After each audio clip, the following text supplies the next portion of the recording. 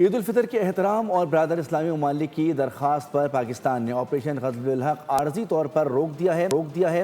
وزیر اطلاعات عطا تارڑ نے ایکس پر تصدیق کر دی ہے۔ انہوں نے کہا کہ سعودی عرب، قطر اور ترکی کی درخواست پر آپریشن کو روکا گیا۔ 18 اور 19 کی درمیانی شب سے 23 اور 24 مارچ کی درمیانی شب تک جنگ بندی رہے گی۔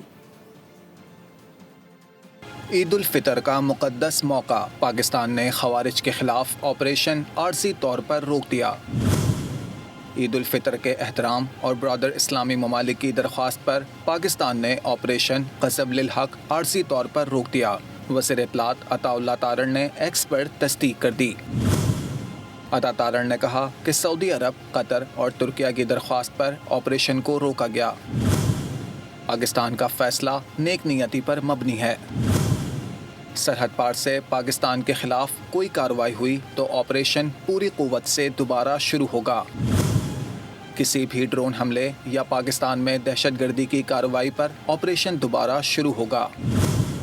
عطا تارڑ کا کہنا تھا کہ آپریشن میں 707 خوارج ہلاک ہوئے، 938 سے زائد زخمی ہوئے، 255 پوسٹیں تباہ کی گئیں جبکہ 44 پر کنٹرول حاصل کر لیا گیا۔